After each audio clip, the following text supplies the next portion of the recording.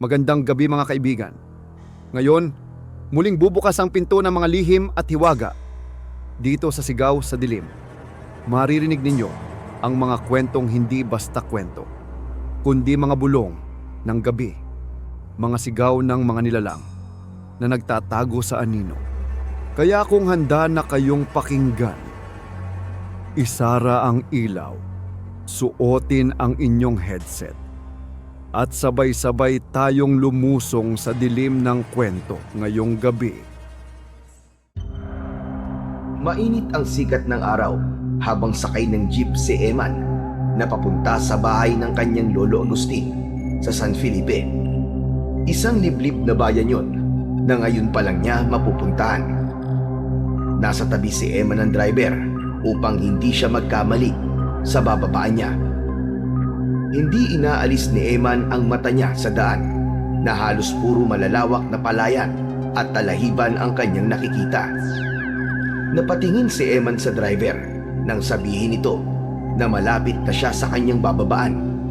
Inihanda na niya ang kanyang sarili at niyakap ng mahigpit ang traveling bag na nasa kanyang hita. Makalipas lamang ang ilang sandali, huminto na ang jeep sa tabi ng isang lumang waiting shed na gawa sa kawayan at pawid. Binigyan si Eman ng instruction ng driver na maglakad lang ng diretso sa makipot na daan sa kaliwa ng waiting shed hanggang sa makarating na siya sa San Felipe. Sige po, maraming salamat po, Manong. Bumaba na si Eman at nagsimulang maglakad. Sinuyod niya ang sinabi ng driver. Makalipas ang halos kalahating oras na paglalakad sa ilalim ng matinding sikat ng araw, ay narating na niya ang lumang arko na may nakalagay na San Felipe. Nagtanong-tanong siya sa mga taong nakita niya kung nasaan ang bahay ng kanyang lolo Agustin. Dahil sa kilala ang lolo niya sa lugar na yon, ay hindi siya nahirapan na hanapin ang bahay nito. Huminto si Eman sa isang bahay na gawa sa kahoy at pawid. Nakatayo yun sa malawak na bakuran na may ilang punong nakatanim. Napangiti naman si Eman nang makita niyang lumabas ang isang matandang lalaki sa loob ng bahay. Bahagya itong nagulat nang makita siya. Mabilis siyang lumapit sa matanda at niyakap ito. Lolo Agustin! Lolo Agustin! Kumusta na po kayo? Man, ikaw na ba yan, Apo? Ako nga po, Lolo. Buti po't natatandaan niyo pa ako. Abay, syempre naman. Hindi ba't nandun ako sa bahay niyo nung nakaraang buwan? Sige na, pumasok ka, Apo. Mainit dito sa labas. Doon na tayo magkwentuhan sa loob. Pumasok si Eman sa simple, ngunit may kalakihang bahay ni Lolo Agustin. Nalungkot siya nang mapagtanto na mag-isa itong naninirahan doon simula nang mamatay ang lola niya. Ilang taon na ang nakakalipas. Umupo si Eman sa mahabang upuan na gawa sa kawayan. Ipinatong niya ang dalambag sa sahig. Binuksan ni Lolo Agustin ang electric fan at itinapat yun sa kanya. Nagugutom ka ba, Apo? Gusto mo bang ipaghain kita? Huwag na po kayo mag-abala, Lo.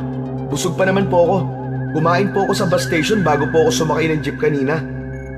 Ganun ba? Binigla mo naman ako sa pagdalaw mo na ito. Abay, hindi ko ito inaasahan, Eman. Mabuti't nahanap mo kagad ang bahay ko kahit hindi ka pa rito nakakapunta. Madali lang naman po magtanong eh. Saka, kilala po pala kayo rito. Naituro kagad po sa akin kung saan po ang bahay nyo eh. Nagpatuloy naman ang kumustahan ni na Eman at Lolo Agustin hanggang sa ipinunta ni Eman ang usapan sa totoong dahilan kung bakit siya naroon. Lolo, maiba po tayo. Kumusta po ang kalusugan nyo? Ang sabi kasi sa akin ni Mama na ospital daw po kayo noong nakaraang linggo dahil inatake daw po kayo sa puso.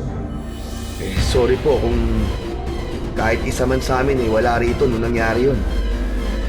Ayos lang yun. Marami naman akong mababait na kapitbahay na tumulong sa akin eh. Pero huwag kayong mag-alala. Maayos na ako ngayon. Saka, inasahan ko na rin yun kasi matanda na ako. Hinihintay ko na lamang ang Tamang oras para sumunod na ako sa Lola Marsing mo. Aba Lolo, wag naman po kayo magsalita ng ganyan. Mahaba pa po ang buhay nyo. Kailangan nyo lang po regular check-up at inumin po mga gamot nyo sa tamang oras. Hindi check-up at gamot ang kailangan ko, Apo. Magsasayang lamang tayo ng pera sa mga bagay na yan. Ang totoo mas matagal na akong handa sa aking kamatayan. Ay nako Lolo, hindi pa po kayo pwedeng mawala. Ayaw nyo bang makita po ang magiging apo nyo sa akin? Abay gusto ko siyempre. Paano yun mangyayari? Kung hanggang ngayon wala ka pa rin nobya. Aray, ang sakit nyo naman po magsalita Lolo. Pero malay nyo po, dito ko makita sa San Felipe magiging girlfriend ko, o di ba? Ang ibig mo bang sabihin magtatagal ka rito, Apo? Opo, siguro mga 3 buwan po kung hanggang kailan ko po gusto. Aba teka, paano ang trabaho mo? Wala pong problema doon. Pwede ko naman pong gawin ang trabaho ko kahit saan Basta dala ko lang po ang laptop ko at meron pong internet connection. Teka, hindi ko maunawaan ang sinabi mo. Pero mabuti kung ganon. At oo nga pala, gamitin mo yung kwarto ng tatay mo rito. Malinis naman yon. Sa tingin ko kailangan mo muna magpahinga. Dahil alam ko na nakakapagod ang biyahe papunta rito. Sige Apo, magpahinga ka na. Sumang-ayon si Eman sa sinabi ni Lolo Agustin. Tumayo siya at kinuha ang kanyang bag. Binuksan ni Lolo Agustin ang pinto ng isang kwarto na malapit sa kusina. Agad na bumungad kay Eman ang simple at maaliwalas na silid. Meron dong isang lumang kama na kasya ang isang tao. May maliit na aparador at isang lamesa sa tabi ng kama. Dito ka na matulog, Apo ha. Ito ang kwarto ng tatay mo. Hindi ko to masyadong ginalaw mula nang mawala siya. Wala akong binago rito. Pumasok si Eman at tumingin sa kabuuan ng silid. Ramdam niya ang presensya ng tatay niya sa silid na yun. Lumapit siya sa mesang may nakapatong na kahon. Binuksan niya yun at nakita ang mga lumang gamit. Isang notebook, isang kahoy na laruan, at isang lumang larawan ng kanyang ama nung bata pa ito. Mga gamit yan ng tatay mo nung bata pa siya. Yan na lang ang naitabi ko. Dahil ang iba nawala na nung bumaha rito. Tignan mo ang litrato ng tatay mo. Kamukha mo siya. Ang tagal na po pala ng mga to, Lolo. Hindi ko na po maalala kung kailan ko huling nakita si tatay. Sa akin pagkakatanda 10 taong ka na nung mawala siya, Eman. Malapit na sanang umuwi ang tatay mo sa inyo. Pero hindi na siya nakabalik nang magtungo siya sa gubat. Matamang tinitigan ni Eman ang larawan ng kanyang ama na si Eliseo. Hindi niya napigilan ang pagpatak ng kanyang mga luha. Nilapitan siya ni Lolo Agustin at tinapik siya sa kanyang balikat. Mahirap talagang mawalan ng mahal sa buhay. Pero huwag mong kalilimutan, Eman, Apo. Kahit nawala na siya, nandito pa rin ang kanyang mga alaala. Hinaplos ni Eman ang larawan at bumalik sa kanya ang mga alaala ng masayang panahon na kasama pa nila ang kanyang ama. Ngunit kasabay ng saya ay ang pait ng pagkawala nito. Lo, siguro kung buhay pa po si tatay, mas masaya po ako ngayon. Nakita niya sana na nakakapag-provide na po ako sa pamilya namin dahil sa trabaho ko ngayon. Maraming bagay ang hindi natin kayang baguhin, Eman. Pero ang mahalaga ay patuloy tayong mabuhay habang binibigyan tayo ng pagkakataon ng ating Panginoon. Tahimik na tumango si Eman. Iniwan na siya ni Lolo Agustin sa silid upang makapagpahinga na. Ngunit sa oras na yon ay nahirapan siyang makatulog dahil bumalik sa kanyang isipan ang misteryosong pagkawala ng kanyang ama. Madilim na nang magising si Eman. Bumangon siya at lumabas ng kwarto. Nakita niya si Lolo Agustin na nagbabasa ng dyaryo sa kusina. At nang nakita siya nito, ay ibinaba nito ang hawak at sinabi na hinihintay lang siya nitong magising upang makapaghapunan na sila. Umupo na si Eman at napangiti siya ng ihain ni Lolo Agustin ang sinigang na baboy. Isa kasi yun sa paborito niyang ulam. Maya-maya pa ay pinagsaluhan na nila ang nakahain sa lamesa. Habang kumakain, ay naalala ni Eman ang dahilan kung bakit siya pinapunta ng nanay niya sa San Felipe. Panay ang tingin niya kay Lolo Agustin habang nag-iipon ng lakas ng loob na sabihin dito ang nais niyang sabihin. Lolo, naisip ko lang po, bakit hindi na lang po kayo sumama sa akin sa Maynila? Mas maaalagaan po namin kayo ron. Taka, marami po doong ospital. Kung sakali na may mangyari na naman kagaya ng nangyari sa inyo noong nakaraang linggo. Napahinto si Lolo Agustin sa pagkuha ng sabaw at tumingin kay Eman. Ayoko, Apo. Hindi na. Dito na ako sa San Felipe tumanda. Kaya dito ko rin gustong mamatay. Pero Lolo, mag-isa lang po kayo rito. Sa Maynila kasi kasama nyo kami ni Mama saka ng iba ko pang mga kapatid. Hindi po kayo mahihirapan doon. Alam ko po na mahirap mag-isa, Lo. Nag-aalala rin po kami para sa inyo eh. Lalo na po si Mama. Tama na! Tama na, Eman. Hindi mo ako mapipilit sa gusto mo. Sa baryo na ito umiikot ang buhay ko. At kung ang dahilan mo ng pagpunta rito ay para kumbinsihin akong umalis, ang mabuti pa bumalik ka na lang sa Maynila. Nagulat si Eman sa biglang pagtaas ng boses ng kanyang lolo. Teka Lo, teka. Wala naman po kaming masamang intensyon kung bakit mas gusto namin po na doon kayo sa Maynila. Ayaw lang po namin na mag-isa kayo rito. Sinabi ko ba sa'yo na nahihirapan ako? Maayos ang buhay ko rito. Kung nahihirapan ako, sana'y noon pa ako humingi ng tulong sa inyo.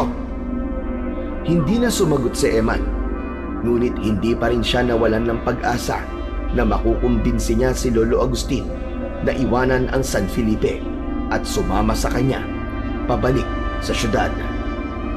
Dahil sa walang telebisyon o kung anuman na pwedeng mapaglibangan, ay dumiretso na si Eman sa kwarto matapos ang hapunan.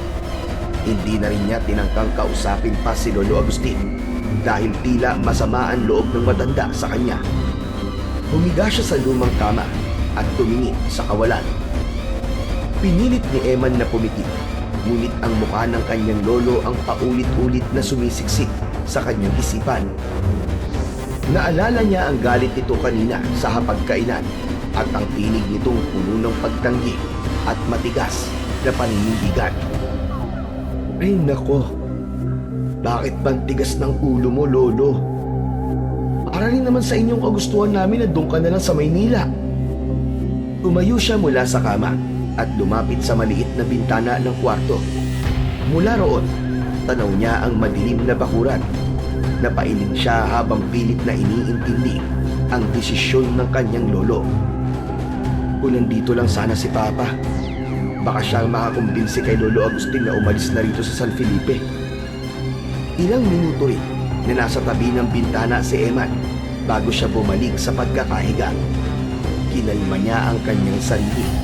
Nais niyang matulog na lang dahil ramdam pa rin niya ang pagod sa halos 10 oras na biyahe niya mula Maynila papunta ng San Felipe. Hindi nakaramdam ng pamamahay si Eman at nakalipas ang ilang sandali ay bumigat na ang talukap ng kanyang mga mata. Hanggang sa tuluyan na siyang nilamon ng antok. Ngunit sa halip na katahimikan, isang kakaibang panaginip ang dumalaw sa kanya ng gabing yun. Sa panaginip ni Eman ay gabi at nakatayo siya sa gitna ng isang malawak na gubat. Ang paligid ay balot ng malaulap na usok na nagmumula sa lupa at ang hangin ay malamig at mabigat. Nasa harapan niya ang isang malaking puno ng balete. Ang mga nakalawit na baging sa paligid nito ay tila mga galamay na handang sumakal sa sinumang lalapit doon. Naglakad si Eman papalapit sa puno ng balete. Tila may kung anong puwersa ang humihila sa kanya. Nang makalapit siya roon, ay biglang yumanig ang lupa. Ang balete ay nagsimulang gumalaw. Nabiyak yon sa gitna, at mula roon ay unti-unting lumitaw ang mga nilalang na may nakakatakot na anyo. Malalaki ang mga mata ng mga yon, matutulis ang mga ngipin, at ang kanilang mga katawan ay balot ng nakakasulasok na itim na likido. Magkakasabay na lumabas ang mga yon sa gitna ng puno ng balete. Doon napagtanto ni Eman na mga aswang ang mga nilalang na yon. Sumugod ang mga aswang kay Eman. Umakbang siya paatras. Ngunit hindi niya maintindihan kung bakit bigla siyang natigilan. Hindi siya makagalaw at bumilis ang tibok ng kanyang puso. Hanggang sa mula sa kung saan ay lumitaw ang isang lalaking pamilyar ang muka. Si Eliseo, ang kanyang ama. Lumapit ito kay Eman na may hawak na isang makinang na espada na balot ng apoy. Inabot ni Eliseo ang espada kay Eman at nang mahawakan niya yun, ay nakaramdam siya ng kakaibang lakas na dumaloy sa buo niyang katawan. Tumayo siya ng tuwid at ang takot ay napalitan ng tapang. Tumalon ang isang aswang papunta kay Eman. Inihanda naman ni Eman ang sarili sa pakikipaglaban at mahigpit niyang hinawakan ang espada. Ngunit bago pa makalapit ang aswang sa kanya, ay naputol na ang panaginip niya at bigla siyang nagising. Habol ni Eman ang kanyang paghinga nang magising siya. Tinignan niya ang kanyang kamay at inasahan na makikita roon ng espada. Ngunit wala naman yon. Naihilamos niya ang mga palad sa kanyang muka. Itinanong niya sa kanyang sarili kung meron bang ibig sabihin ang panaginip niyang yon. Tumayo si Eman mula sa higaan dahil hindi maalis ang bigat ng pakiramdam niya sa kanyang dibdib. Binuksan niya ang bintana upang sumagap ng sariwang hangin. Ang malamig na hangin ng gabing yon ang sumalubong sa kanya. Nakita niya ang bilog at maliwanag ang buwan na kahit paano ay nagbibigay ng liwanag sa kapaligiran. Sinubukan niyang pakalmahin ang kanyang sarili, ngunit biglang may umagaw sa kanyang pansin.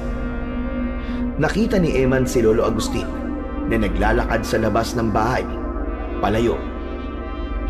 May hawak ito na lampara at tahimik na naglalakad. Nagtaka naman si Eman kung saan pupunta ang lolo niya at anong gagawin ito sa labas ng ganung oras. Teka, si Lolo yun na. Saan naman kaya siya pupunta? Hindi na nagdalawang isip si Eman na sundan si Lolo Agustin. Mabilis siyang nagsuot ng tsinelas at lumabas sa kanyang silid. Nang makalabas siya ng bahay, ay dahan-dahan niyang sinundan si Lolo Agustin na noon ay papunta na sa masukal na bahagi ng San Felipe.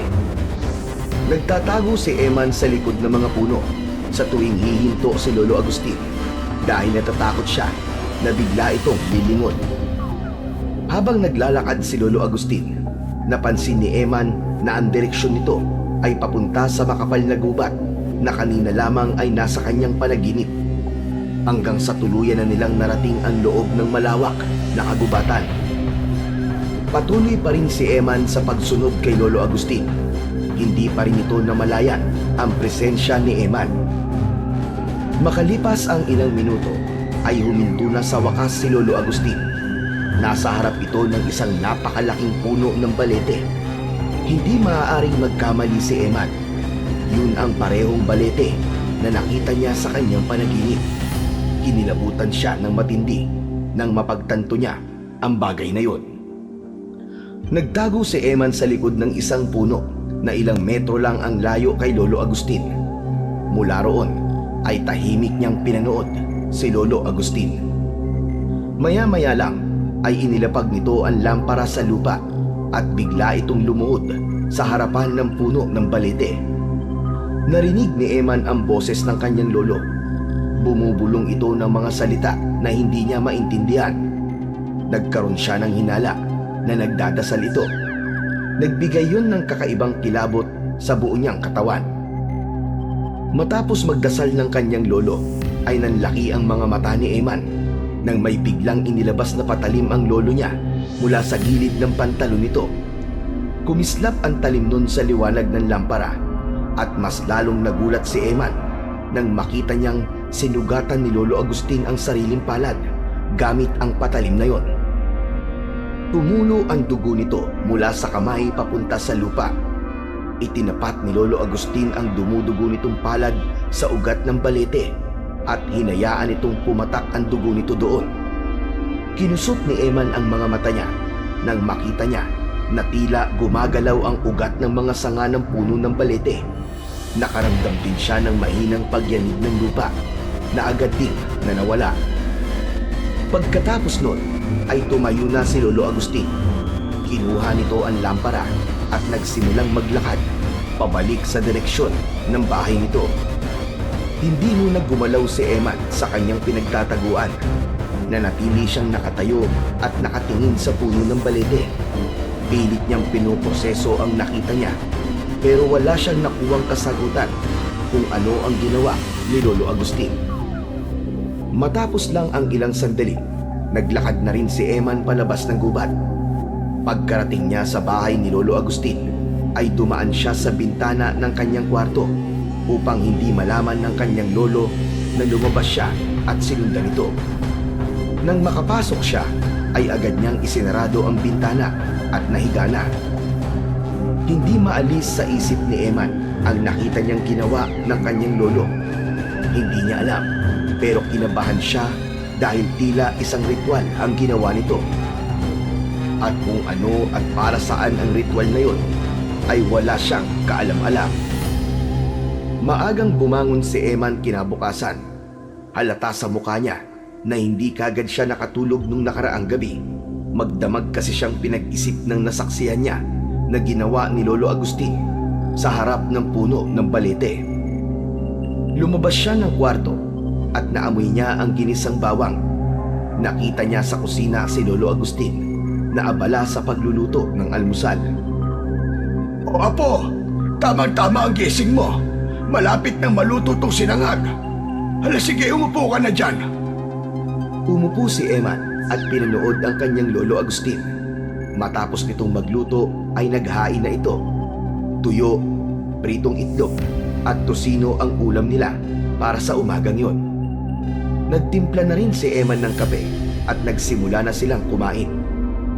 Habang kumakain sila, hindi mapigilan ni Eman ang pag-usbong ng katanungan sa kanyang isipan.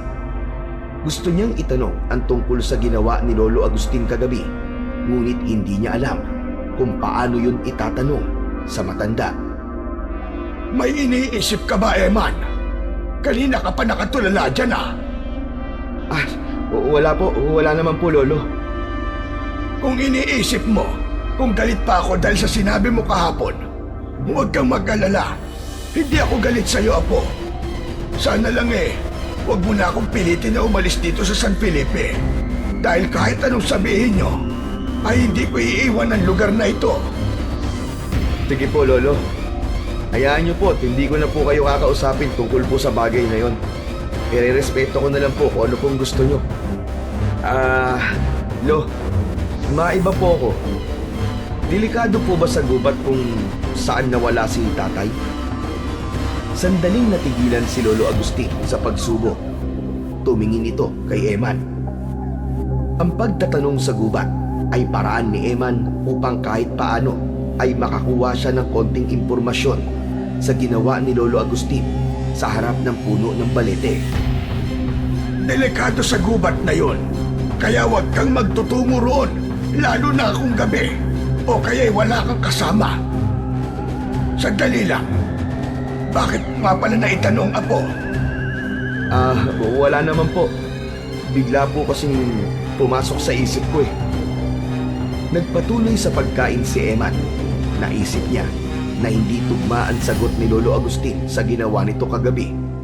Dahil kung delikado sa gubat na yon, ay hindi na sana ito nagtungo roon ng gabi at mag-isa pa. Nagkaroon ng pakiramdam si Eman na merong itinatago ang kanyang lolo at nais niya yung alamin sa sarili niyang paraan. Mula umaga hanggang sa muling pagsapit ng gabi, ay walang ibang inisip si Eman kundi si Lolo Agustin. Nang sandaling umalis ang lolo niya, ay naghalugog siya sa bahay nito. Nagbaka sakali siya na meron siyang isang bagay na makikita na magbibigay ng sagot sa mga gumugulo sa utak niya. Ngunit bigo siya. Kaya hanggang sa nakahiga na siya, ay hindi pa rin siya makatulog. Dumagdag pa ang maalinsangan na hangin ng gabing yun, kaya mas lalong hindi makatulog si Eman. Pinagpawisan siya at hindi sapat ang malamig na simoy ng hangin na pumapasok sa nakabukas na bintana. Tumayo si Eman mula sa kama. Nagbihis siya ng maluwag na sando at shorts saka lumabas ng bahay upang magpahangin. Naisipan niyang maglakad-lakad habang tahimik ang kapaligiran. Umasa siya na baka makatulong ang sariwang hangin para gumaan ang kanyang pakiramdam. Pero ang labis na katahimikan ng gabing yun ay nagdulot ng kakaibang takot sa kanya. Sa paglalakad niya ay naramdaman niyang may sumusunod sa kanya. Lumingin siya, ngunit wala namang siyang nakita na kahit na sino. Sino nandyan? May tao ba dyan? Walang sumagot sa kanya. Bumilis ang tibok ng kanyang puso, ngunit pilit niyang pinalma ang kanyang sarili at inisip niya na guni-guni lamang ang kanyang naramdaman. Magpapatuloy na sana si Eman sa paglalakad nang biglang mula sa likuran ng isang puno na nasa kaliwa niya ay may lumabas na isang nilalang. Ang anyo nito ay nakakatakot. Meron itong mahahabang mga kuko, malalaking mga mata at matutulis na ngipin. Umangil yun na parang galit na nagpaatras kay Eman. Sa sobrang takot, agad na tumakbo si Eman. Halos hindi niya na maramdaman ang lupa sa bilis ng kanyang pagtakbo. Sigurado siya na isang aswang ang nilalang na yun. Ngunit mabilis ang aswang at nasundan siya. Hindi pa siya nakakalayo nang biglang sumunggab ito sa likuran niya. Naramdaman niya ang pagguhit ng mga kuko nito sa kaliwang braso niya. Padapang natumba si Eman sa lupa. Naramdaman niya ang bigat ng nilalang sa kanyang likuran. Ang buong akala ni Eman ay yun na ang kanyang katapusan. Ngunit isang lalaki na may dalang itak ang biglang dumating at hinarap nito ang aswang. Nakipagpambuno ang lalaki sa aswang. Bumaon sa braso ng lalaki ang kuko ng aswang, ngunit hindi ito natinag. Mabilis na gumalaw ang lalaki at tinaga nito sa balikat ang aswang. Malakas na napasigaw ang aswang. Tumakbo palayo ang aswang hanggang sa tuluyan na yung lamunin ng kadiliman. Si Eman naman ay hindi makapaniwala na ligtas siya. Inilahad ng estrangherong lalaki ang isa nitong kamay. Nang kunin yun ni Eman, ay hinila siya nito upang makatayo siya. Labis ang panginginig at panlalamig ng buong katawan ni Eman. Maraming salamat po sa pagliligtas sa akin. Akala ko po'y mamamatay na ako kanina. Baka kasing ginagawa mo ng ganitong oras dito sa labas. Tapos mag-isa ka pa. Nagpapahangin lang po ko. Hindi ko naman po akalain na meron pa ng aswang dito eh. Delikado ang lugar na ito ngayon. Nabuksan ng lagusan kaya magsisimula na sila magkasik ng yakin at kamatayan. Ang mga aswang po ba ang tinutukoy niyo? Hindi sinagot ng lalaki ang tanong na yun ni Eman, na natili itong nakatitig sa kanya. Ano nga palang pangalan niyo? Para naman po, kilala ko po kung sino ang taong nagligtas sa akin. Ako si Amaro. Tawagin mo na lamang akong Amaro. Ako naman po si Eman. Taga rito po ako sa San Felipe. May lolo po ako dito. At tatay ko po, si Eliseo. Napansin ni Eman ang paglaki ng mata ni Amaro. Eliseo? Ang anak ni Mang Agustin? Ibig sabihin, ikaw ang anak ni Eliseo na lalaki? Opo. Ako lang po ang lalaki sa aming magkakapatid. At ako rin po ang panganay. Teka po, paano niyo po nakilala ang tatay ko at si Lolo? Hindi sumagot si Amaro. Bagkus ay isinuksok nito ang itak sa kaluban na nakasabit sa bewang nito. Tumalikod ito at nagsimulang maglakad papalayo. Sandali lang po! Bakit niyo po kilala ang tatay ko? Umuwi ka na, Eman. Baka balikan ka pa ng mga aswang na yon. Hindi na sinundan ni Eman si Amaro dahil sa huli nitong sinabi ay natakot siyang muli at naglakad na siya pabalik sa bahay ni Lolo Agustin. Habang naglalakad siya ay hindi mawala ang pagtataka niya kung paano nakilala ni Amaro ang kanyang ama. Pagpasok ni Eman sa bahay ni Lolo Agustin ay sakto na lumabas si Lolo Agustin sa kwarto nito. Napakunot ang noo ng matanda nang makita ang dugo ang braso ni Eman. Ano nangyari sa'yo? Bakit may dugo ka sa braso, Eman? Naglakad si Eman papasok at isinarado niya ang pinto. Umupo siya sa mahabang upuan bago niya sinagot ang tanong ng kanyang lolo. Kasi po, Lolo, naisipan ko po magpahangin sa labas. Tapos po, may bigla pong umatake sa akin. Sandali! Kukuha lang ako ng panlinis at panggamot sa sugat na yan. Nagmamadaling kinuha ni Lolo Agustin ang isang kahon na naglalaman ng bulak, alkohol at pambenda para sa mga sugat at iba't ibang klaseng tabletang mga gamot. Kumuha ito ng bulak at alkohol. Pinaliguan ito ng alkohol ang sugat ni Eman. Napangiwi naman si Eman nang dahil sa hapdi. Aray! Aray! Ang hapdi! Aray! Lo, dahan-dahan lang po! Tiisin mo kaysa ma-impeksyon ang sugat mo. Pero tama ba ang pagkakarinig ko sa sinabi mo kanina? Merong umatake sa'yo. Sino ang umatake sa'yo, Apo? Aswang po, Lolo. Bigla na lang po siyang lumabas sa isang puno habang naglalakad po ako. Nakatakbo po ako eh. Pero masyado po siyang mabilis. Pero Lo, mabuti na lang. May dumating po para iligtas ako. Siya po yung nagtaboy dun sa aswang. Aswang? Aba, Eman, imposible ang sinasabi mo. Matagal nang walang aswang dito sa San Felipe. Lo, totoo po ang sinasabi ko. Aswang po talagang umatake sa akin. Hindi. Imposible talaga eh. Baka nagkamali ka lang ng tingin sa umatake sa'yo dahil madilim. Lo, ako po mismo nakakita, kaya sigurado po ako na aswang may kagagawa ng sugat ko na yan. At ang sabi po sa akin ng lalaki na tumulong sa akin, mag-ingat daw po ako. Sino ang lalaking yon? Amaro po ang pangalan niya. Kilala niya raw po ang tatay ko. Pero umalis po siya kagad. Hindi ko na po siya natanong na maayos eh. Amaro? Wala akong kilalang Amaro na kakilala ng iyong ama. Basta, aswang man o hindi ang umatake sa'yo, simula ngayon, Apo, ay hindi ka na maaaring lumabas tuwing gabi. Mahirap na. Baka maulit kang nangyari sa'yo ngayon.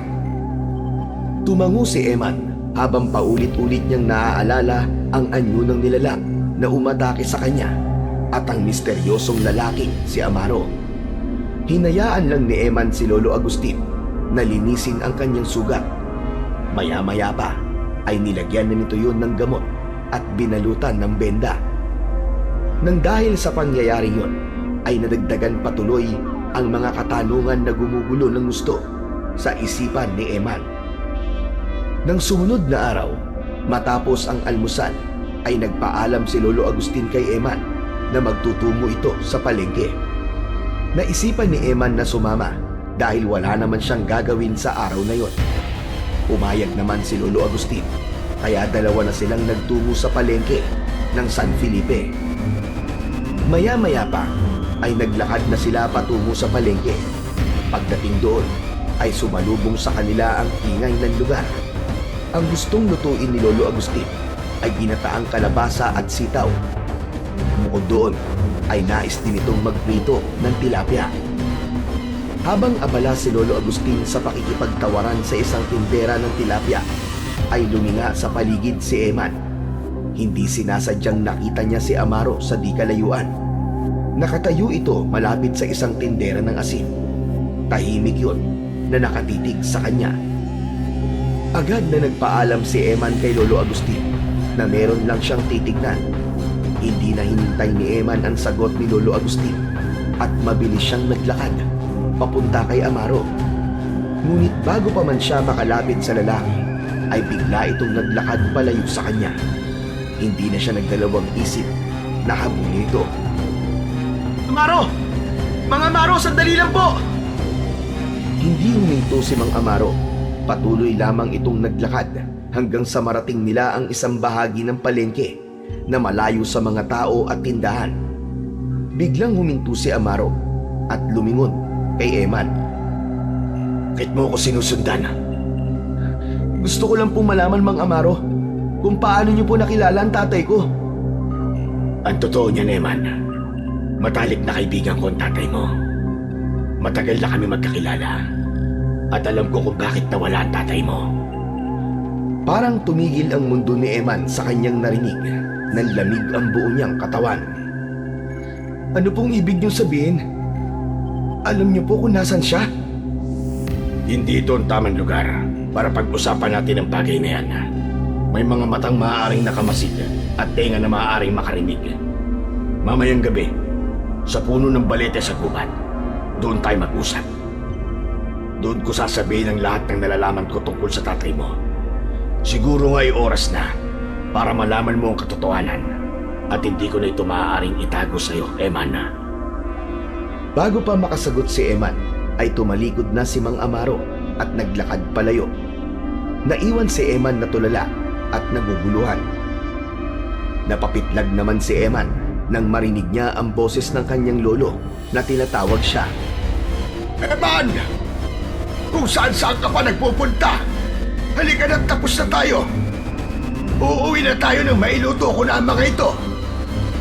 Nagmadaling lumapit si Eman sa kanyang lolo, ngunit sa kanyang isipan ay naglalaro ang misteryo sa mga sinabi ni Amaro. Kinagabihan, hindi agad nakatulog si Eman. Desidido siyang makipagkita kay Amaro sa gubat, lalo na't sinabi nito na alam nito kung ano ang totoong nangyari sa kanyang ama. Bandang alas 11 ng gabi nang bumangon si Eman, alam niya na kapag ganung oras ay mahimbing na ang tulog ni Lolo Agustin.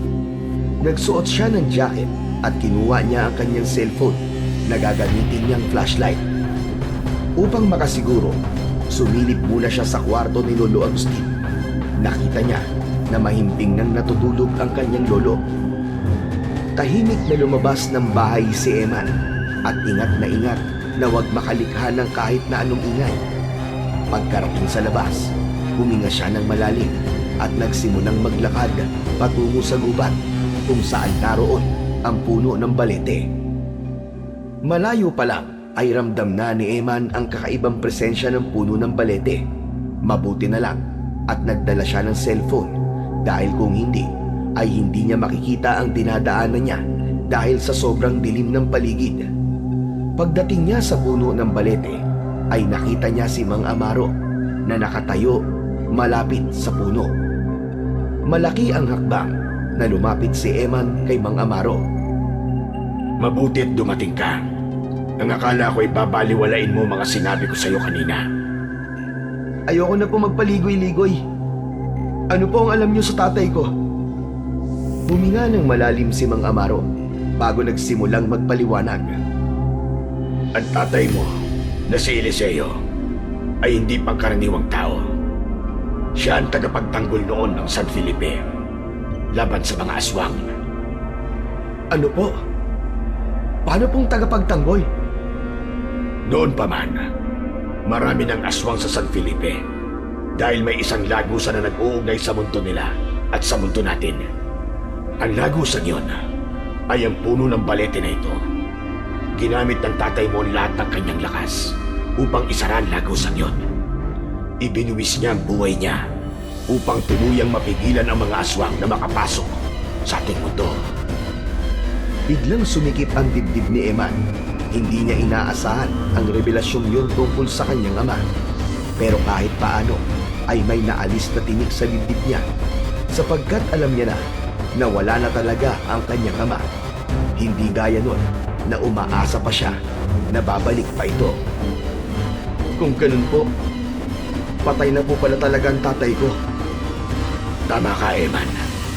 Isinakripisyo niya ang sarili niyang buhay upang maisarado ang lagusan dahil kailangan ng isang buhay upang ito ay maselyuhan.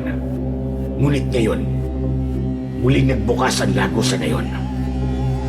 Pero, paano po ito nabuksan? Ang akala ko ba'y naisarado na ito dati ng tatay ko? Ang iyong lolo Agustin, nilinlang siya ng panaginip na nagsasabing ang ritual na ginawa niya sa puno ng palengke ang magbabalik sa buhay ng mahal niyang asawa. Pero ang totoo, ang ritual na yon ang muling magbubukas sa lagusan. Nanlaki ang mga mata ni Eman sa kanyang narinig. Bumalik sa alaala niya ang ritual na ginawa noon ni Lolo Agustin sa mismong harap ng puno ng balete. Hindi ko alam kung sino ang makapangyarihang aswang na nanlinlang sa lolo mo, Eman. Ngunit isang bagay ang sigurado ko. Kapag sumapit ang paparating na kabilugan ng buwan at naging pula ang kulay ng buwan, tuluyan ang magbubukas ang lagusan. At kapag nangyari yun, hindi na natin ito maisasara kailanman. Wala bang paraan, Mang Amaro, upang pigilan ang tuluyang pagbubukas ng lagusan? May paraan, ngunit hindi ito madali. Kailangan mo sundan ang yapak ng iyong ama. Ikaw ang magiging bagong tagapagligtas ng San Felipe laban sa mga aswang. Ano? Ako po? Teka, bakit naman ako? Yun ay dahil ikaw ang nag-iisang anak na lalaki ni Eliseo. Nasa dugo mo ang kakayang harapin ng mga aswang. Ikaw lang ang may kakayang muling isara ang lagusan. Ngunit kakailanganin mo ng lakas, tapang at pananalig sa sarili. Pero, paano po yun, Mang Amaro? Hindi ko po kayang makipaglaban sa mga aswang. Wala akong alam sa pakikipaglaban. Isa lang po ako normal na tao. Walang sino man ang ipinanganak na handa para sa ganoong gawain, Eman. Pero nasa dugo mo ang lakas ng iyong ama. At meron akong isang bagay na maaaring makatulong sa iyo. Sandaling lumayo si Amaro at nagtungo ito sa isang malaking bato sa hindi kalayuan. Mula sa likod ng malaking bato ay inilabas nito ang isang espada na natatakpan ng makapal na tela. Dahan-dahan itong inalis ang tela at sa unang pagkakataon ay nasilayan ni Eman ang isang malaking espada na sa unang tingin ay alam niyang matalas at mabigat. Ang hawakan nito ay yari sa matibay na uri ng bakal. Bumalik si Amaro sa harapan ni Eman at doon niya nakita ng mas malapit ang espada. Kinilabutan siya nang maalala niya kung saan niya yun unang nakita. Teka, ang espada na yun, nakita ko na yan sa panaginip ko. Isa yan sa patunay na ikaw talaga nakatakda na magmay-ari ng espadang ito. Hindi ito ordinaryong espada, Eman. Ito ang naging sandata ng iyong ama nung nakikipaglaban pa siya sa mga aswang. Pinantay ito ng mga diwata ng kagubatan. Nilikha nila ito upang maging sandata laban sa mga aswang. Hindi makapaniwala si Eman habang nakatingin sa espada. Tanging ang karapat-dapat lamang, Eman, ang makakapagpalabas ng tunay na kapangyarihan ng espada. At sigurado ko na ikaw yun, dahil anak ka ni Eliseo. Inabot ni Amaro ang espada kay Eman. Sa umpisa ay nag-aalangan pa si Eman, ngunit kinuha rin niya yun. Nang mahawakan niya ang espada, naramdaman niya ang kakaibang init at lakas na tila dumaloy sa kanyang mga kamay patungo sa kanyang buong katawan. Teka, sandali. Ano po itong nararamdaman ko? Bakit parang may malakas na enerhiyang dumadaloy sa aking katawan? Yan ang lakas ng espada, Eman. Ngunit tandaan mo, hindi sapat ang hawakan lamang ito. Kailangan bukal sa puso mo ang pagtanggap ng responsibilidad bilang tagapagligtas ng buong San Felipe. Kung hindi mo matatanggap ang tungkuling yon, mananatili lamang itong isang ordinaryong espada. Tinitigan ni Eman sa espada at nakita niya ang refleksyon niya sa talim nito. Ngunit ang bigat ng mga salitang sinabi ni Amaro ay tila isang malaking pasanin para sa kanya. Mang Amaro, hindi ko po alam kung kaya ko. Hindi po ako katulad ng tatay ko. Natatakot po ako. Siguro po, sa iba nyo na lang po ibigay ang espadang to, Mang Amaro. Humakbang palapit si Amaro at inilagay ang kamay sa balikat ni Eman. Tapang ay hindi kawalan ng takot, Eman. Ang tunay na tapang ay ang pagkilos kahit natatakot ka. Ang iyong ama ay minsan ding nag-alinlangan, ngunit pinili niyang ipaglaban ang San Felipe. Pero nasa iyo ang desisyon kung tatanggapin mo ang espada o hindi. Isang mahabang katahimikan ang namagitan sa kanilang dalawa. Mahigpit na hinawakan ni Eman ng espada habang pilit na hinahanap sa kanyang sarili ang kasagutan. Napatitig si Eman sa malayo habang mataman na nag-iisip. Sa gitna ng katahimikan ay biglang nagbago ang ihip ng hangin. May naramdaman silang kakaibang lamig. Nang mapatingin si Eman sa balete, ay napansin niya na tila gumagalaw ang mga sanganon. Eman, mag-iingat ka. May paparating. Mula sa likod ng puno ng balete ay dalawang aswang ang dahan-dahan na lumabas. Humakbang si Amaro paunahan at inilabas nito ang isang itak na nasa tagiliran nito. Eman, sige, gamitin mo ang espada. Hindi pa man nakakagalaw si Eman nang biglang sumugod ang isang aswang. Sa hindi niya maipaliwanag na pangyayari, ay biglang gumalaw ng kusa ang katawan niya. Itinaas niya ang espada at isinanggayon sa matutulis na kuko ng aswang na muntik nang bumaon sa kanyang balat. Malakas niyang itinulak ang aswang na naging dahilan upang matumba ito sa lupa. Sumugod rin ang isa pang aswang. Umiwas si Eman sa pag-atake nito at matagumpay niyang nahiwa ng espada ang balikat ng aswang na nag-iwan ng malalim na sugat. Malakas na umatungal ang aswang ng dahil sa sakit, ngunit hindi ito umatras. Sa bawat galaw ni Eman ay merong bumubulong sa kanyang isipan. Isang boses na nagtuturo sa kanya kung paano niya gagamitin ang espada. Ang kanyang mga pag-atake ay naging mabilis at ang bawat hampas nga ng espada ay eksaktong tumatama sa katawan ng dalawang aswang. Pakiramdam ni Eman ay biyasa na siya sa pakikipaglaban kahit yun pa lang ang unang beses na ginawa niya yun. Sumugod ng sabay ang dalawang aswang, ngunit mas handa na si Eman. Ang unang aswang ay pinabagsak niya sa pamamagitan ng isang mabilis na hiwa sa binti nito. Ang pangalawa naman ay tinamaan niya sa dibdib na naging dahilan upang ito ay umatras. At sa huli, tumakas ang dalawang aswang na duguan at sugatan. Tumakbo ang mga yun patungo sa madilim na bahagi ng kagubatan. Hingal na hingal si Eman habang nakatayo at hawak ang espada. Hindi niya maipaliwanag ang kanyang nararamdaman. Halo-halong mulat, takot at hindi maipaliwanag na kasiyahan. Ang galing! Paano ko po nagawa yun? Lumapit si Amaro sa kanya habang may ngiting nakapaskil sa labi nito. Sinasabi ko naman sa'yo, ang espada na yan ay hindi basta-bastang sandata, Eman. Tanging ang tunay na tagapagligtas lamang ang maaaring maglabas ng ganong kapangyarihan mula riyan. Ikaw ang pinili ng espada at ipinakita mo kanina kung bakit ikaw talaga ang karapat-dapat. Nagawa mong gamitin ang espada kahit wala kang ginawang pagsasanay. Ibig sabihin, ikaw at ang espada ay iisa. Napatitig si Eman sa espada. Ang liwanag nito ay tila humihinga na parang sinasabi sa kanya na siya ang nararapat na maging bagong tagapangalaga nito. Isang mainit na hangin ang tila yumakap sa kanya. Pamilyar sa kanya ang yakap na yon. Hinding-hindi niya yun maaaring makalimutan dahil ganoon ang pakiramdam niya sa tuwing niyayakap siya ng tatay niya nung bata pa siya. Napapikit si Eman upang pigilan ang luhang magbabadyang kumawala sa kanyang mga mata.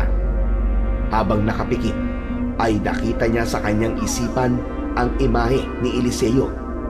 Nakangiti yun sa kanya at sinabi nito na siya ang pag-asa ng San Felipe. Bago ito nawala, ay sinabi nito na huwag siyang mag-alala dahil palagi itong nasa tabi niya. Bumukas ang mga mata ni Eman. Muli siyang tumitig sa espada na sa sandaling yun ay parang mas maliwanag pa kesa kanina. Napabuntong hininga siya at tumingin kay Amaro na tahimik na nakatingin sa kanya. Tinatanggap ko na po, Mang Amaro. Tinatanggap ko po ng bukal sa aking puso ang pagiging bagong tagapagligtas ng San Felipe laban sa mga aswang. Isang ngiti ng kasiyahan at pag-asa ang lumitaw sa muka ni Mang Amaro. Tumango ito bilang pagtugon. Magandang desisyon, Eman. Ngunit ang laban ay hindi pa natatapos. May tamang oras at araw para isarado muli ang lagusan. Sa susunod na kabilugan ng buwan, magiging pula ang buwan na yon. At yun ang tamang pagkakataon upang isarado ang lagusan sa puno ng palete. Anong kailangan po natin gawin sa oras na yun? Kailangan natin magsagawa ng isang ritual sa ilalim ng pulang buwan. Ngunit, Eman, upang maisarado ang lagusan, may kailangan magbuwis ng buhay. Nagulat si Eman sa kanyang narinig. Ano po? Bakit kailangan pang gawin yun? Dahil yun ang ginawa ng iyong ama nung unang maselyuhan ang lagusan. Isinakripisyo niya ang sarili niyang buhay. Nang dahil sa kanya, naging tahimik ang buong San Felipe sa loob ng maraming taon. Kaya ngayon, ikaw nang nararapat na gumawa ng ginawa niya noon. Nahulog si Eman sa isang malalim na pag-iisip kung kaya rin ba niyang ibuwis ang sarili niyang buhay gaya ng ginawa ng tatay niya dati. Maya-maya pa ay umalis na si Amaro. Hindi na rin nagtagal doon si Eman at naglakad na rin siya ng mabagal palayo sa puno ng balete. Alam niyang ang buhay niya ay ang maaaring maging kabayaran upang iligtas ang lahat. Ngunit hindi siya sigurado kung handa ba siyang gawin yon. Tahimik na pumasok si Eman sa bahay ni Lolo Agustin. Marahan siyang naglakad papunta sa kanyang kwarto. Sinigurado niya hindi magigising si Lolo Agustin na mahimbing na natutulog sa kabilang kwarto. Pagpasok niya sa kanyang silid, binuksan niya ang ilaw at hinubad ang balot ng espada. Yumuko siya at maingat na isiniksik ang espada sa ilalim ng kanyang kama. Umupo si Eman sa gilid ng kama at tumitig siya sa sahig habang ang kanyang isipan ay puno na magulong tanong. Pagkatapos nun ay humiga na siya, ngunit hindi na naman siya makatulog. Ang kisame ay parang isang blankong papel na naging salamin ng kanyang alalahanin. Bumaling si Eman sa dingding at ang bigat ng kanyang iniisip ay lalong dumoble nang maisip niya ang kanyang Lolo Agustin. Si Lolo, ginawa niyang ritual dahil gusto niyang mabuhay muli si Lola.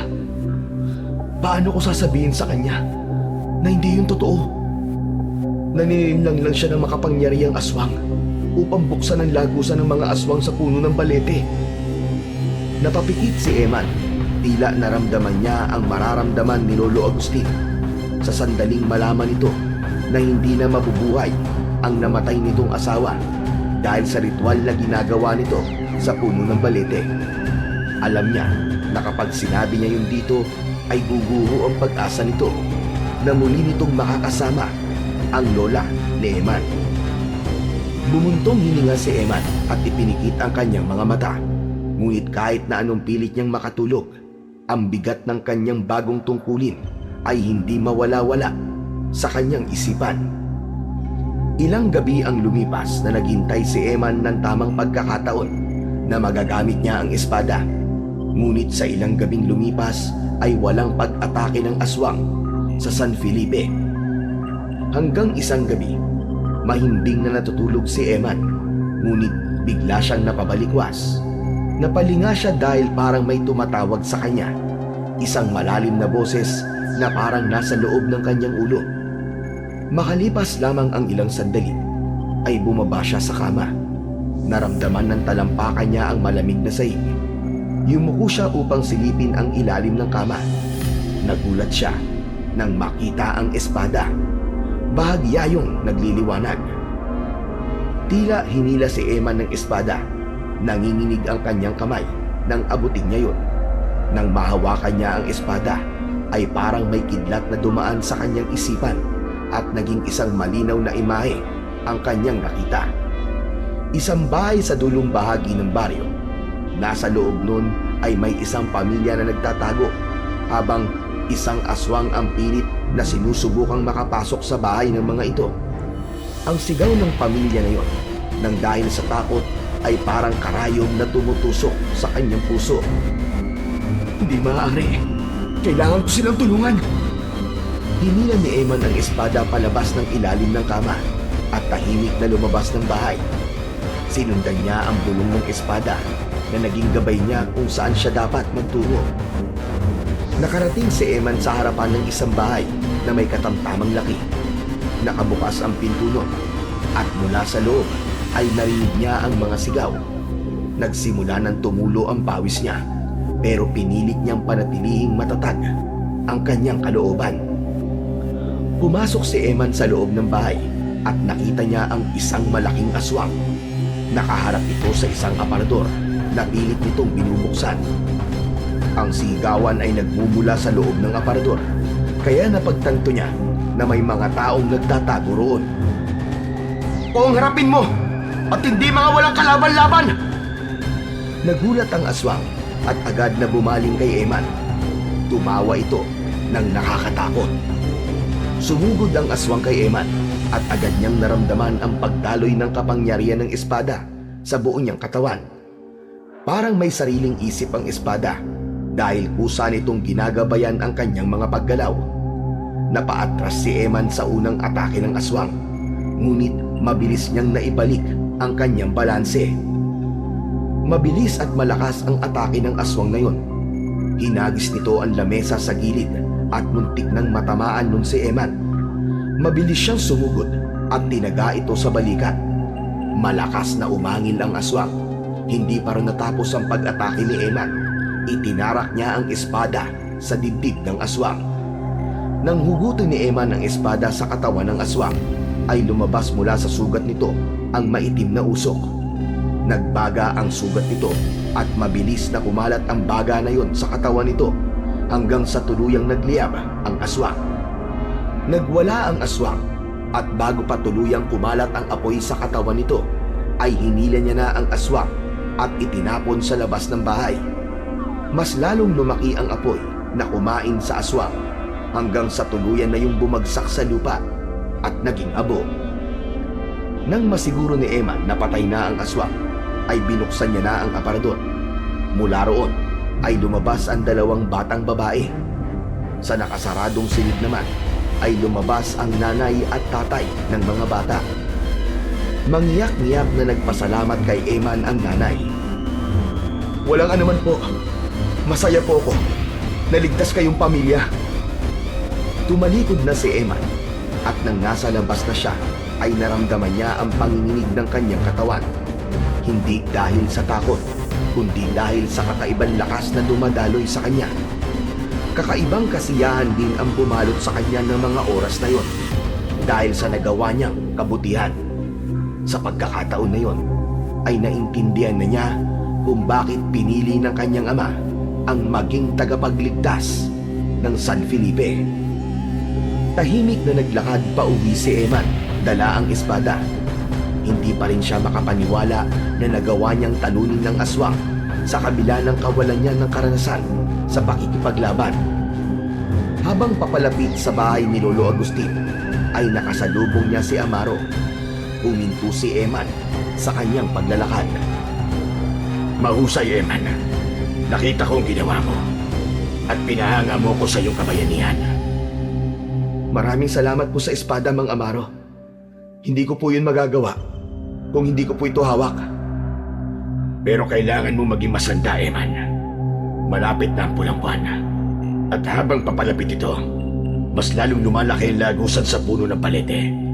Mas maraming aswang ang sasalakay, mas malalakas, at mas mapapagsik. Hindi lang isang pamilya nasa panganib, kundi ang buong San Felipe. Handa ako, Mang Amaro. Kahit ilan pa po sila. Kahit gaano pa po sila karami. ay ipagtatanggol ko po ang San Felipe. Mabuti kung ganon, Eman. Ngunit hindi lang lakas ang kailangan sa labanang ito.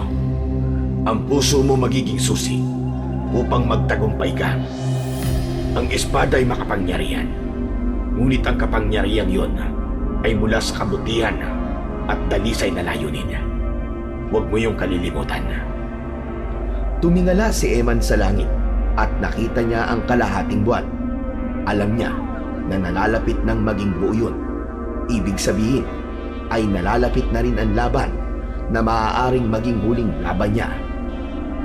Nagpaalam na si Mang Amaro sa kanya at nagpatuloy na si Eman sa paglalakad pauwi sa bahay ni Lolo Agustin. Nang sumunod na araw ay maagang nagising si Eman.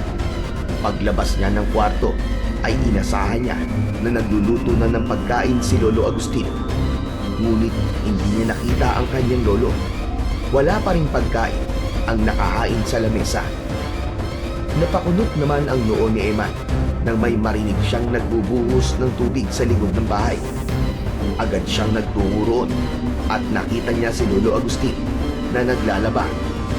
Nang lapitan niya ang kanyang lolo ay mas lalo siyang nagtaka dahil puro damit na pambabae ang nilalaban nito. Lolo, kanino po mga damit ang mga yan? Saglit na tumigil si Lolo Agustin sa pagkusot ng isang bestida at tumingala ito kay Eman na may ngiti sa labi nito. Nalalapit na ang araw, Apo. Malapit nang bumalik ang lola mo. Ang gusto ko, kapag nagkita ulit kami, maayos ang lahat. Malinis ang bahay at handa ang mga damit niya. Kinilabutan si Eman. Ramdam niya ang matinding pananabik ng kanyang lolo sa paniniwala nito na muling mabubuhay ang asawa nito. Pero lolo, patay na po si lola, di ba? Paano po siyang babalik dito?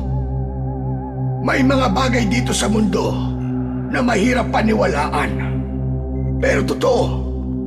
At isa na riyan ang muling pagkabuhay ng iyong lola. Lolo, sigurado po ba kayo na babalik si lola? Sigurado ko. Magugulat ka na lang isang araw ay kasama na natin siya muli rito sa ating bahay. May lungkot sa mga mata na tiningnan ni Eman ang kanyang lolo. Hanggang sa sandaling yun ay hindi pa rin niya alam kung paano sasabihin dito na ang ritual na ginagawa nito ay hindi para buhayin ng asawa, kundi upang buksan ang lagusan ng mga aswang na unti-unti nang naghahasik ng lagim sa buong San Felipe. Huminga ng malalim si Eman at pilit na ngumiti. Naisip niyang suportahan na lang muna ang kanyang lolo sa kung ano ang nais nitong paniwalaan. Sige po, Lolo. Tutulungan ko na lang po kayo sa paglalaban ng mga damit ni Lola. Hala, sige, salamat naman. Medyo hindi na rin kasi ako makapagkusot na maayos dahil mahina na akong pumiga. Ang gusto ko kasi talaga malinis sa mga damit ng lola mo sa pagbabalik niya. Humila ng isang bangko si Eman at sinimulan na niya ang pagtulong kay Lolo Agustin sa paglalaba. Nagdesisyon si Eman na paghandaan ng gusto ang nalalapit na pagsapit ng pulang buwan. Alam niya na hindi magiging madali para sa kanya ang gabing yun, kaya hindi siya pwedeng maging kampante kahit pahawak niya ang isang makapangyarihang espada. Tuwing umaga, pagkatapos ng almusal, ay nagpapaalam siya kay Lolo Agustin na mamamasyal lang. Pero ang totoo nun ay nagtutungo siya sa gubat, dala ang espada upang magsanay sa pakikipaglaban. Ginawa niya yon kahit mag-isa lang siya at walang gabay ng kahit na sino. Gumawa si Eman ng sarili niyang galaw at uri ng pag-atake na alam niyang magagamit niya sa pakikipaglaban sa mga aswang. Tahimik ang gabing yun sa San Felipe, ngunit ang katahimikan na yon ay nasira nang makarinig si Eman ng mga alulong at sigawan ng mga tao mula sa labas. Napabalikwas si Eman mula sa kanyang pagkakahiga. May kilabot na bumalot sa kanyang buong katawan. Agad niyang kinuha ang espada mula sa ilalim ng kama. Sa kanyang paglabas ng kwarto, ay nakita niya si Lolo Agustin na halatang nagising rin mula sa ingay. Saan ka pupunta? At saan mo nakuha ang espadang yan? Saka na po ako magpapaliwanag, Lolo. Mukhang sumasalakay na po ang mga aswang. Sinubukan pang pigilan ni Lolo Agustin si Eman, ngunit mabilis siyang lumabas upang saklolohan ang mga nangangailangan ng gabi na yon. Sa paglabas ni Eman, isang nakakagimbal na tanawin ang sumalubong sa kanya. Maraming aswang ang nasa San Felipe. Inaatake ng mga yun ang mga tao at may ilan na pumapasok sa mga bahay. Hindi alam ni Eman kung ano ang una niyang gagawin. Sandali siyang nag-isip at pinakiramdaman niya kung ano ang nais ng espada. Sa isang bahay, nakita ni Eman ang isang aswang na nagtatangkang buksan ng pintana gamit ang matutulis nitong mga kuko. Sumisigaw ang mga tao sa loob ng bahay at ang sigaw na yon ang naging hudyat kay Eman upang kumilos na. Tumakbo siya ng mabilis papunta sa aswang at hinampas niya ang espada sa braso ng aswang. Napasigaw ang aswang nang maputol ang mga braso nito. Isang saksak sa dibdib ang tuluyang tumapos sa buhay ng aswang na yon. Dalawang aswang pa ang sumugod. Isa ang dumaan sa bubong at tumalon pababa, habang ang isa naman ay gumapang ng mabilis sa lupa. Unang inatake ni Eman ang nasa lupa at tinaga niya ito sa balikat. Ang isa naman ay sinubukan siyang sunggaban, pero mabilis siyang nakaiwas at sinaksak niya ito sa leeg. Malakas niyang hinila pataas ang espada at naputol ang ulo ng aswang. Paluhod itong bumagsak sa lupa at napakapit pa sa kanyang paa. Hanggang isang boses ang narinig ni Eman mula sa kung saan. Eman! Sa kanan mo! Nakita ni Eman ang isa pang aswang na paparating.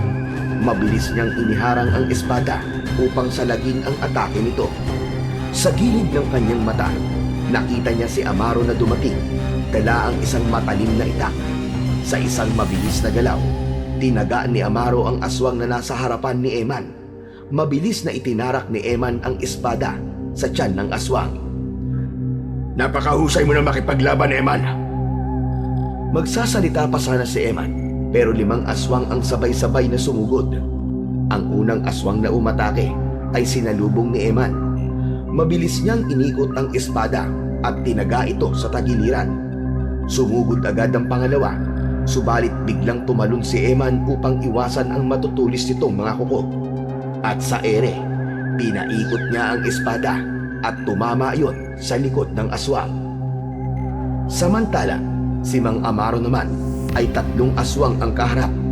Ang bawat hampas at saksak ng itak nito ay tumatama sa iba't ibang bahagi ng katawan ng mga aswang. Sa pagkakataon na iyon, ay tinulungan na ni Eman si Mang Amaro na patayin ang 3 aswang. Sa tulong ng kanyang makapangyarihang espada, ilang saglit lang ay isa-isa nang bumagsak ang mga aswang sa lupa. Hanggang sa nakita nila na ang mga natitirang aswang ay tuluyan ng umatras at tumakbo. Takot na takot ang mga yun kay Eman. Sige lang, umatras na kayo at huwag na kayong babalik pa. Hindi nyo kayang talunin ang bagong tagapagligtas sa San Felipe. Nang wala na ang mga aswang, ay huminga ng malalim si Eman. Ramdam niya ang bigat ng laban, ngunit nanatili siyang matatag. Lumapit si Mang Amaro sa kanya at tinapik siya sa balikat. Magaling ang ginawa mo, Eman. Marami ka na iligtas ngayong gabi. Di pa po tapos ang laban, Mang Amaro. Alam ko kung babalik pa sila. Tama ka.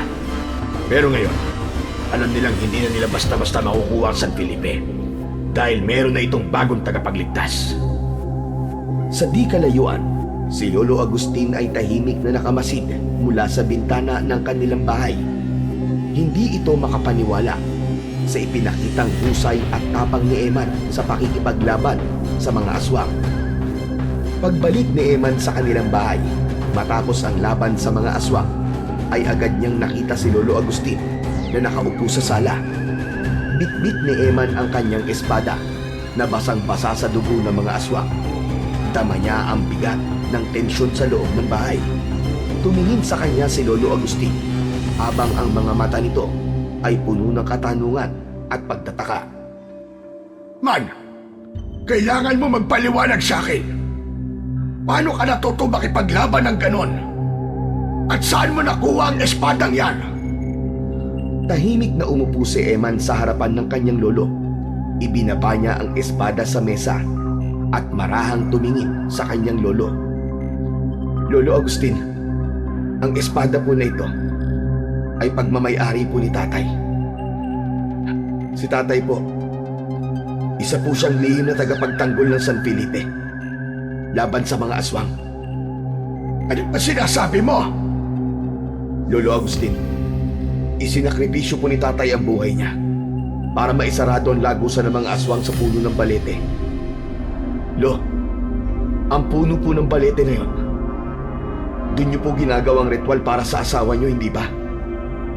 Pasandali. Paano mo nalaman ang tungkol sa ritual at ang puno ng balete sa gubat? Oo, na magiging masakit ang susunod na sasabihin ko. Pero kailangan niyo po ito malaman ngayon, Lolo. Ang ritual po na ginagawa niyo, hindi po yun para buhayin si Lola. Nilinlang ka po ng isang makapangyarihang aswang sa panaginip niyo. Dahil ang totoo po, ang ritual na yun ay upang buksan ang lagusan ng mga aswang. Kaya simula po nang gawin niyong ritual, ay nagkaroon muli ng mga pag-atake ng mga aswang dito sa San Felipe. Tumayo si Lolo Agustin. Nagpalakad-lakad ito. Halatang natuliro ito sa mga sinabi ni Eman. Hindi! Hindi totoo yan! Ang panaginip ko, malinaw na sinabi niya sa akin na maibabalik ang asawa ko kapag ginawa ko ang ritual na yun! Edit lang kanila, Lolo. Ang ritual po na yun ang nagbukas muli sa lagusan ng mga aswang sa puno na yun. Halos hindi makahinga si Lolo Agustin sa kanyang narinig. Tumitig ito kay Eman habang may galit sa mga mata. Paano mong nalaman ang lahat ng ito, Eman? Sino nagsabi sa'yo? Hindi na po mahalaga kung paano ko po nalaman ang lahat ng to, Lolo. Ang mahalaga po ay tanggapin niyo po na hindi na mabubuhay muli si Lola. Palayain niyo na po siya. Hayaan niyo na po manahimik ang kaluluwa niya. Sinungaling ka! Hindi kita pakikinggan! Hindi ko matatanggap ang mga sinasabi mo!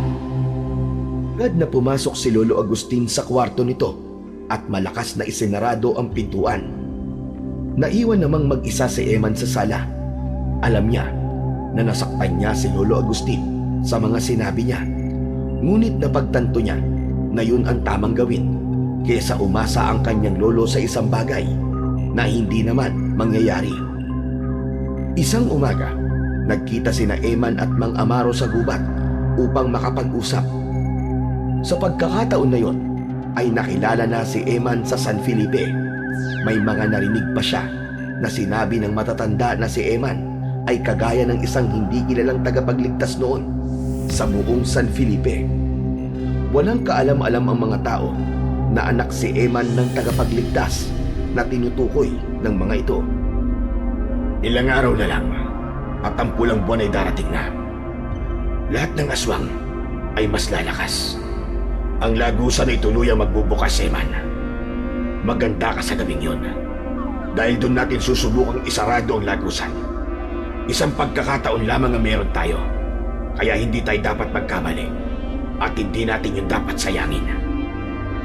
Inihahanda ko na po ang sarili ko para sa pagdating ng pulang buwan. Pero Mang Amaro, hindi pa rin po ako kinakausap ni Lolo Agustin mula nang sabihin ko po sa kanya katotohanan. Nanilinlang lang siya ng aswang. Hindi niya matanggap na hindi na po mabubuhay si Lola. Hayaan mo muna siya, Eman. Mahirap tanggapin ang ganong katotohanan. Lalo na kung buong puso kang umasa. Kailangan niyang iproseso ang lahat. Ngunit darating din ang araw na maiintindihan niya mga sinabi mo. Tumahimik si Eman. Isang malalim na paghina ang pinakawalan niya bago muling nagsalita.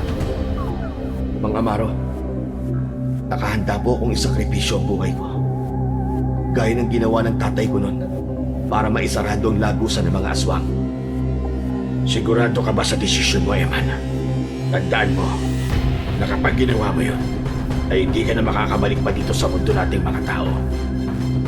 Opo, sigurado po ako, Mang Amaro. Kung yun lang po ang natatanging paraan para mailigtas ang San Felipe, gagawin ko. Yun ang ginawa ng tatay ko. Isa siyang tagapagligtas. At ngayon, nasa akin ang responsibilidad na ipagpatuloy ang sinimulan niya na kailangan kong tapusin. Napuno ng respeto ang mukha ni Mang Amaro habang tinitingnan si Eman. Hindi lahat ng tao ay kayang gawin ang desisyon na ginagawa mo ngayon. Pinahanga mo ko, Eman. Talagang ang anak ka ni Eliseo. May isa lang akong hihilingin sa'yo. Kapag wala na ako, ikaw na ang bahala kay Lolo Agustin. Siguraduhin niyo pong ligtas siya at aalagaan mo siya. Pinapangako ko sa'yo, Eman. Ako na ang bahala kay Lolo Agustin. Maraming salamat po, Mang Amaro. Hindi mo kailangan magpasalamat sa akin, Eman. Ang ginagawa mo ay para sa lahat. Isa kang tunay na bayani, gaya ng iyong ama. Napatingala si Eman sa kalangitan at sinalubong ang kanyang mga mata ng matinding sikat ng araw. Mas lalo niyang naramdaman ang bigat ng kanyang misyon. Ngunit sa kabila nun, ay alam niyang yun ang tamang gawin para sa kaligtasan ng mas nakararami. Hanggang sa sumapit na ang gabing hinihintay ni Eman.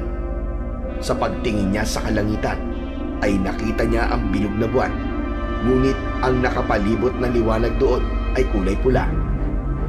Nakakakilabot, parang dugo. Humigpit ang hawak niya sa espada habang naglalakad siya patungo sa gubat. Pagdating ni Eman sa bukana ng gubat, ay nakita niya si Mang Amaro. May dala itong malaking bayong na may laman na kung ano-ano gamit. Dumating na ang pulang buwan. Wala nang atrasa rito, Eman. Ito na ang hinihintay natin. Nakahanda ako, Mang Amaro. Kung gayon, tara na. Kailangan nating maisagawa ang ritual bago sumapit ang 12:00 ng ating gabi. Sabay silang naglakad papasok sa gubat. Habang papalapit sila sa puno ng balete, ay naramdaman ni Eman ang bigat ng paligid.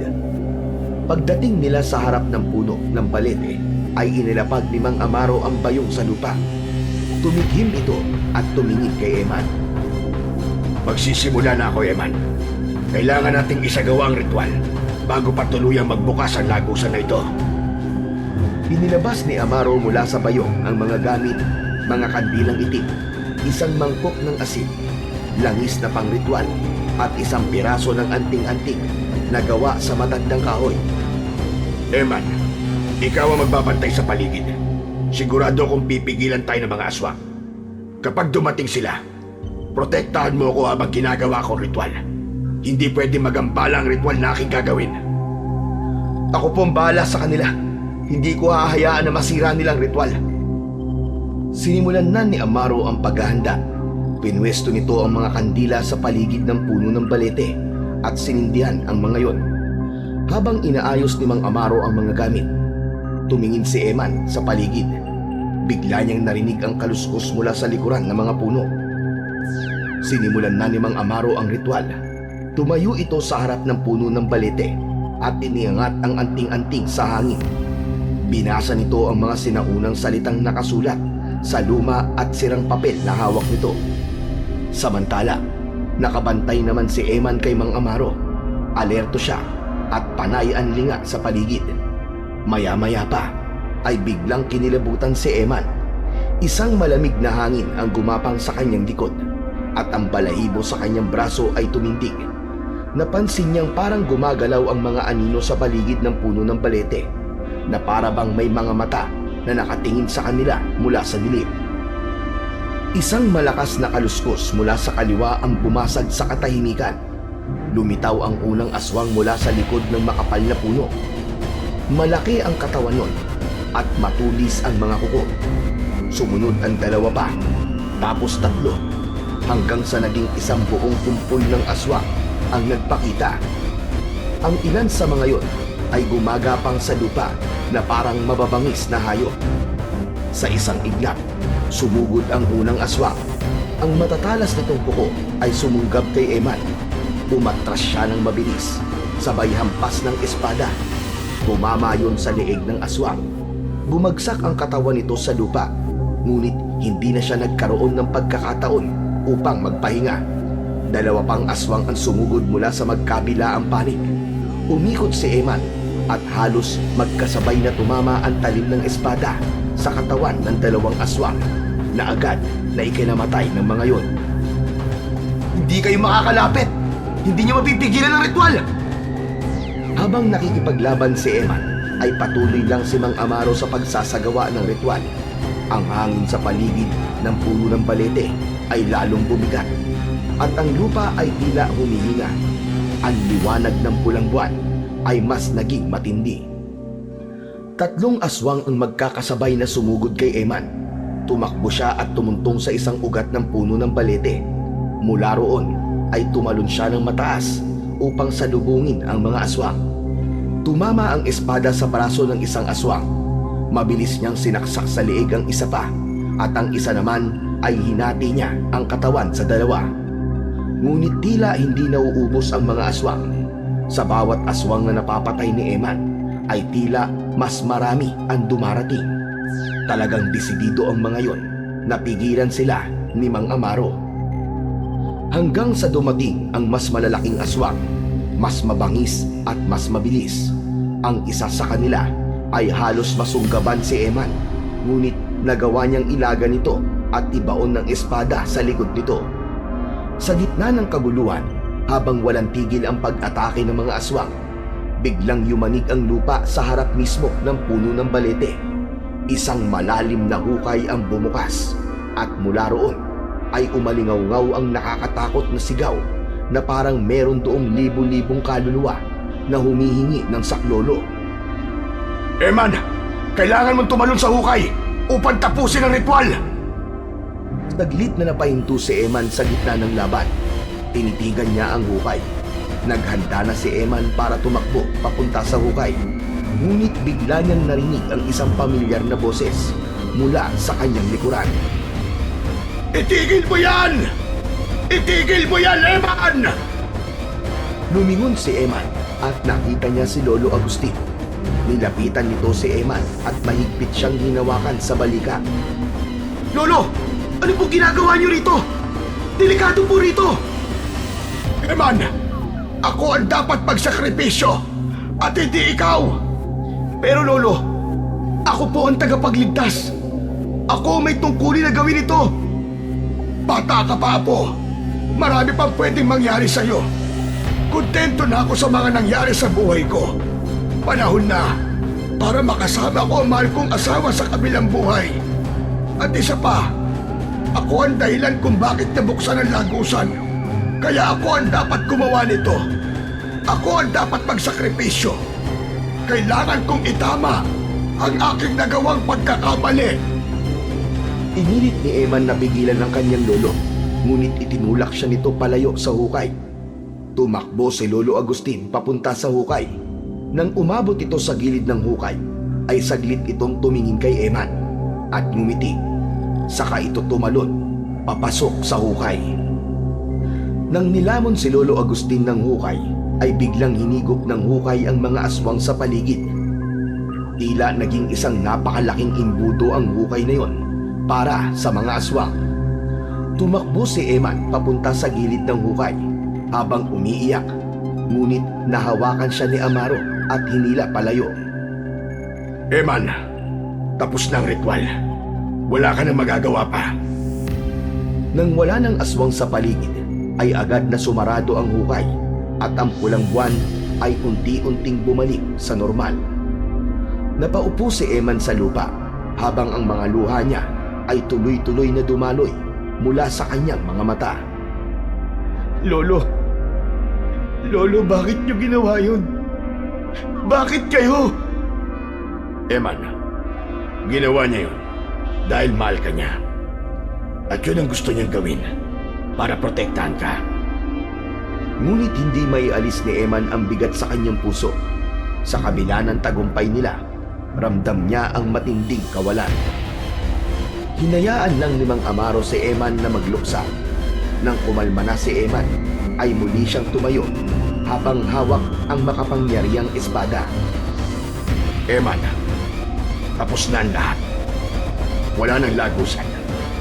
Ligtas na ang San Felipe. Nagtagumpay tayo. Sigurado ko na kung nasaan man ang iyong ama, ay pinagmamalaki ka niya. Ganon din ang lolo mo. Opo, tama kayo. Tapos na. Pero ano ang kapalit? Buhay ni Lolo Agustin. Wala na ang lolo ko, Mang Amaro. Eman, alam kong masakit. Pero may dahilan kung bakit hindi ikaw ang nagsakripisyo ng buhay para sa lagusan. Gaya ng sinabi ng iyong lolo, marami pang pwedeng mangyari sa buhay mo. Tama ka, Mang Amaro. Kaya hindi ko sasayangin ang pagbubuwis ng buhay ni Lolo Agustin. Sa ngayon, sa'yo ko muna iiwan ang espada ng aking tatay. Pero bakit, Eman? Ikaw ang may karapatang mag-ingat ng espada na ito. Babalik ako sa Maynila, Mang Amaro. Kailangan ko munang ayusin ang buhay ko ron. Pero pinapangako ko po sa inyo, babalik ako dito. At sa pagbabalik ko, haharapin ko ang mas malakas na aswang na naninlang kay Lolo Agustin. Siya ang tunay na kalaban. Kaya alam ko na hindi pa tapos ang laban. Siya ang nagsimula ng lahat ng ito. Kung bakit binuksan ni Lolo ang lagusan. Kung gano'n, Eman, hihintayin ko ang iyong pagbabalik sa San Felipe. At kapag nagbalik ka na, asahan mo na nandito pa rin ako. Sasamahan kita hanggang sa kahuli-huli ang laban mo bilang pagtanaw ng utang na loob sa lahat ng ginawa ni Eliseo noon para sa akin. Tumango si Eman at pilit na ngumiti. Inabot na niya kay Mang Amaro ang espada at nagsimula na siyang maglakad palayo. Sa huling pagkakataon, nilingon ni Eman ang puno ng balete. Pakiramdam niya ay isa yung bantayog ng lahat ng sakripisyong ginawa ng kanyang tatay at ng kanyang lolo. Lolo, tatay, pinapangako ko, babalik po ako dito upang tapusin ang laban. Hindi ko sasayangin ang sakripisyong ginawa niyo. Nagpatuloy si Eman sa paglalakad. Nang nasa bukana na siya ng gubat, ay sandali siyang huminto nang may malamig na hangin na yumakap sa kanya. Pinikit niya ang kanyang mga mata at muling napaluha dahil ramdam niya na ang tatay at lolo niya ang yumakap sa kanya ng mga sandaling yon. At dito nagtatapos ang ating kwento ngayong gabi. Kung nagustuhan ninyo ang karanasang ito, huwag kalimutan ang Sigaw sa Dilim, ang tahanan ng mga kwentong nag-iiwan ng takot at tanong sa inyong isipan. Mag-subscribe, i-like at i-share ang video na ito para mas marami pang marinig ang mga bulong ng dilim. Hanggang sa muli. Ingat kayo sa gabi, sapagkat hindi lahat ng ingay sa dilim ay guni-guni lamang.